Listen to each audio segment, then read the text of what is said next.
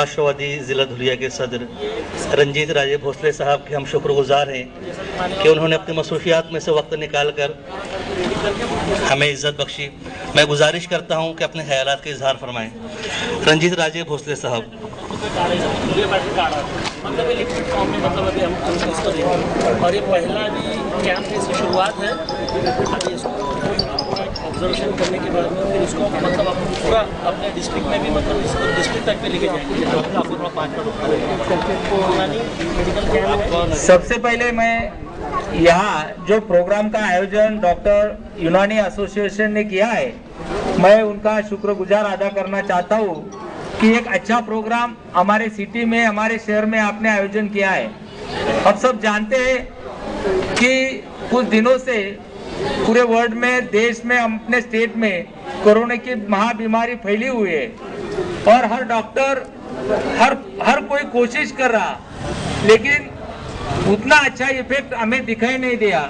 लेकिन एक दो महीने से जब हम सोच रहे थे, हर जगह पे एक चर्चा हो रही कि यूनानी काढ़ा ने बहुत अच्छा असर हर आदमी के शरीर पे किया है। मुझे बहुत फख्र महसूस हुआ है कि आज हमारे डॉक्टर एसोसिएशन जो यूनानी किया है वो बहुत अच्छा काम अपने सिटी में, अपने शहर में, अपने लोगों के लिए कर रहे हैं। क्योंकि जहाँ हर एलोपैथी होगी या कुछ अलग पैथी होगी, सब जहाँ थक गई वहां से शुरुआत अपनी यूनानी ने किया है। क्योंकि हमें फख्र इस चीज पे भी है, हजारों साल पुराना नुस्खा, हजारों साल पुरानी जो नॉलेज है, जो ज्ञान है, वो आज हमारे यूनानी में है। और यूनानी शायद एक अच्छी पैथी बोलते हैं ना डॉक्टर साहब, तो अच्छी पैथी है ये। इससे क्या होगा कि जो आदमी को इसकी जरूरत है, इसको अच्छा तरह अपने शरीर को, अपनी तबीयत रखने के लिए ये बहुत उपयोगी हो रहा है।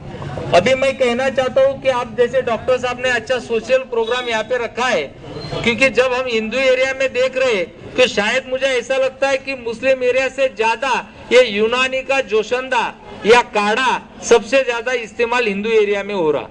क्योंकि मैंने आज ही बताया आपको कि कल जब मैंने एक जगह पे फोन किया और हमने बोला कि भैया मुझे वो काढ़ा चाहिए जिससे आदमी को बहुत अच्छा फर्क और इफेक्ट दिख रहा। और सबसे ज्यादा कि आप जैसे, हम जैसे जो पॉलिटिशियन है या सोशल है या डॉक्टर है या जो ड्यूटी करे, उनको सबसे जरूरत इस काढ़े की है। इसलिए डॉक्टर साहब, आपकी संगठन जो एसोसिएशन है बहुत अच्छा काम आप कर रहे हैं। भविष्य में आगे चलकर अगर आपके एसोसिएशन को हमारी कोई जरूरत होगी या आपको मदद की जरूरत होगी तो जरूर बताइएगा, हमें भी आपके साथ सोशल काम करने में मजा आएगा। दूसरी चीज है कि परसों के दिन मैं मंत्रालय गया था और वहाँ पे हमारा डिस्कशन यहाँ के आरोग्य मंत्री राजेश जी टोपे साहब से भी हुई थी। तो उनको हमने आमंत्रण दिया कि धुलिया में कोरोना का पेशेंट बढ़ रहा है, इसके वजह से हमारी आपसे विनती है कि आप धुले जिले में, धुले शहर में आइए और जायजा लीजिए कि ये कैसे तरह से यहाँ से कोरोना का जो बीमारी है पेशेंट कम होंगे। मुझे अच्छा लगेगा बताने के लिए कि जल्दी 7-8 दिन के अंदर ही आरोग्य मंत्री राजेश टोपे साहब यहाँ पे धुलिया में आने वाले हैं। और मेरी विनती है एसोसिएशन के डॉक्टर लोगों को कि आप अगर चाहते हो तो मैं 2-10 मिनट का वक्त आरोग्य मंत्री से लूंगा और मेरी रिक्वेस्ट है, हम अगर मिलके उनको ये बताएं कि कम से कम यूनानी जो मतलब पैथी है उसका इस्तेमाल ज्यादा से ज्यादा कैसे कर सकते हैं, या डिपार्टमेंट के साथ हम मिलके यूनानी का कैसा प्रचार ज्यादा कर सकते हैं, इसके लिए हम उनको एक विनती कर सकते। इसलिए मेरी विनती आप लोगों की भी है, जो एसोसिएशन है, अगर आप चाहते हो तो अपन एक बार आरोग्य मंत्री से मिलके एक अच्छा काम यहाँ पे शुरू कर सकते हैं। दूसरी चीज है, आज तक हमने सुना था मालेगांव पैटर्न, मैनगांव पैटर्न, मालेगांव में एक ही पेशेंट नहीं रहा। इसका जो श्रेय जाता है वो डिपार्टमेंट से जाता है, इस काढ़े को जाता है। अभी मुझे विश्वास है, हमने कल मतलब आप डॉक्टर लोगों ने नया ही अभी फॉर्मूला लिक्विड में निकाला है, यूनानी जोशंदा धुलिया पैटर्न है। और मुझे विश्वास है आने वाले पूरे दिन में पूरे महाराष्ट्र में धुलिया पैटर्न बहुत अच्छी तरह पे चलेगा और आपका इसका श्रेय सब आप लोगों को जाएगा। इसलिए परत मैं आपका धन्यवाद अदा करना चाहता हूँ। आप लोगों ने समाज के लिए, अपनी कौम के लिए, अपने शहर के लिए, सबके लिए एक अच्छा कार्यक्रम का आयोजन किया है। वापिस आपका मैं धन्यवाद देता हूँ, शुभेच्छा देता हूँ और मेरा 2 शब्द खत्म करता हूँ। Thank you. तो सर अपने ख्याल के इज़हार करें। सर वही ले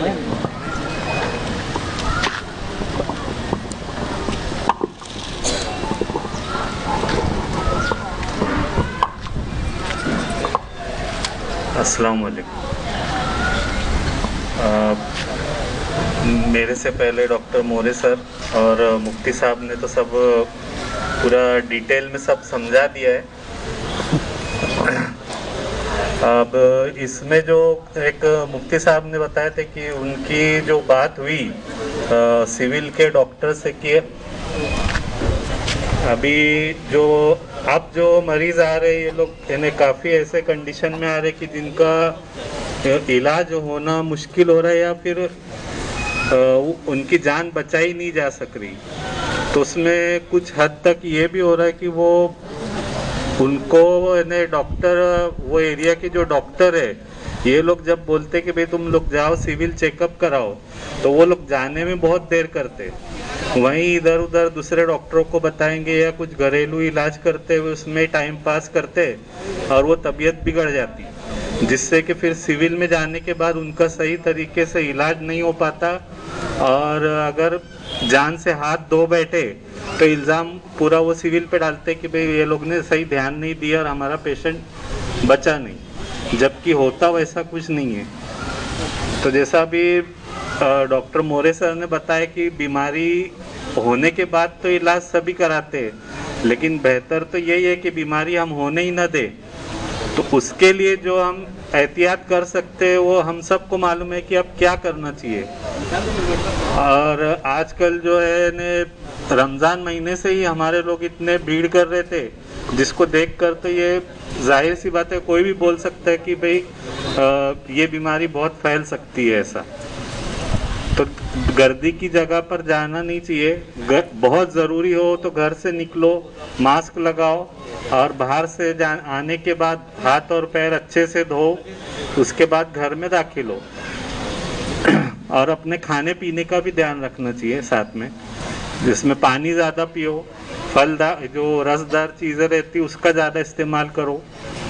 और जो डॉक्टर अगर कोई दवा वगैरह बता रहे कि ये अभी फ़िलहाल के लिए लेने का, उसको टाइम टेबल से लेना है। अब दूसरी बात जो खास हम लोग जो कर रहे थे अभी तक, इन्हें जहाँ जो एरिया में ये पॉजिटिव पेशेंट निकल रहा है तो वहाँ जाकर हम लोगों को कांटेक्ट ट्रेसिंग करना रहता है। कांटेक्ट ट्रेसिंग करने में ये मालूमात निकालनी होती है कि वो पेशेंट जो पॉजिटिव आया है वो किस वजह से पॉजिटिव आया होगा। तो वो मालूमात देने में हमारे लोग बहुत कतराते हैं।